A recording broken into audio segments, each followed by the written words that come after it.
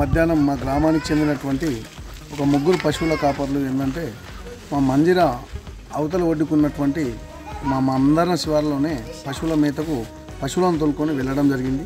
మరి అనుకోని పరిస్థితుల్లో మరి ఈ యొక్క మహారాష్ట్ర నుంచి వచ్చే మనాడి వాగు ప్రవాహం ఒక్కసారిగా పెరగడంతో మరి వాళ్ళు నదీ మధ్యలో చిక్కుకోవడం జరిగింది. ఇంతలోనే ఇమీడియట్గా మా గ్రామానికి చెందినటువంటి యువకులు కానీ మేమంతా ఇమీడియట్లీ స్పందించి మరి 100 డయల్ కాల్ చేయగా వెంటనే అటు పోలీస్ శాఖ వారు కానివ్వండి, అలాగే సిఐ ఎస్ఐ సార్లు కూడా ఇమీడియట్లీ స్పందించి మరి అలాగే గ్రామస్తులు కూడా ఇమీడియట్లీ స్పందించి పక్కన గ్రామాలైనటువంటి ఏస్కి గ్రామం నుంచి ఇమీడియట్లీ గజాయితగాలైనటువంటి జాలాలను రప్పించి వాళ్ళనంతనే అప్రమత్తం చేసి మరి వాళ్ళని క్షేమంగా రక్షించి ఒడ్డుకు చేర్చడం జరిగింది.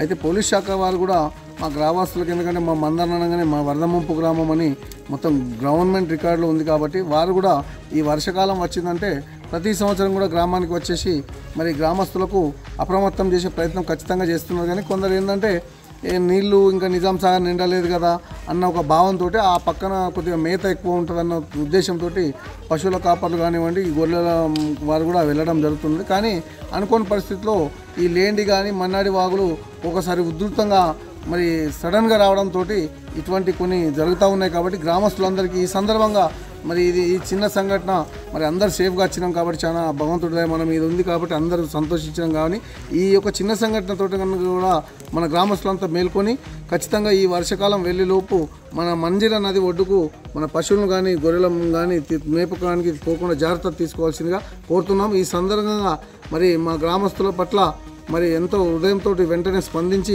మరి ఇక్కడికి అందరినీ అప్రమత్తం చేసిన పోలీస్ శాఖ వారికి కానివ్వండి, సిఐ ఎస్ఐ సార్ గారికి, అలాగే కాపాడినటువంటి జాలర్లను మరి ఈ సందర్భంగా పేరు పేరున మేము ప్రత్యేక ధన్యవాదాలు తెలుపుతా ఉన్నాం. ప్రజలందరికీ కూడా తెలియజేసేది ఏంటంటే ఈ వర్షాకాలం అయిపోయేంత వరకు కూడా దయచేసి ఎవరు కూడా నదిలోకి ఈ పశువులను కానీ అలాగే ఈ గొర్రెలు ఇవన్నీ కూడా తీసుకొని అక్కడికి వెళ్ళి మేపడానికి కొంతమంది వెళ్ళడానికి ఎన్నిసార్లు చెప్పినా వెళ్ళడానికి ప్రయత్నిస్తున్నారు. దయచేసి ఎవరు కూడా నది లోపలికి వెళ్ళకూడదు. ప్రవాహం ఒక్కసారిగా ఉధృతంగా ప్రవహించినప్పుడు కనుక బయటికి వెళ్ళేటువంటి అవకాశం ఉండదు. అలాగే కొన్ని ఇల్లు కూడా కూలిపోయేటువంటి అవకాశం ఉన్నటువంటి ఇళ్లలో ఎవరు కూడా ఉండకూడదు. ఏవైనా వేరే షెల్టర్ పాయింట్స్ ఎవరైనా మీరు ఒకవేళ మమ్మల్ని సంప్రదించినా మేము వేరే షెల్టర్ పాయింట్స్ ఏవైనా మేము ప్రభుత్వం తరఫున ఏర్పాటు చేయడం జరుగుతుంది. సో ఆ షెల్టర్ పాయింట్లలో కనుక ఉండాలి. అలాగే మిగతా ఈ చేన్లలోకి వెళ్ళే వాళ్ళు కానీ వాగులు దాటడానికి ప్రయత్నించడం కానీ ఇటువంటి ఏవి చేయకూడదు.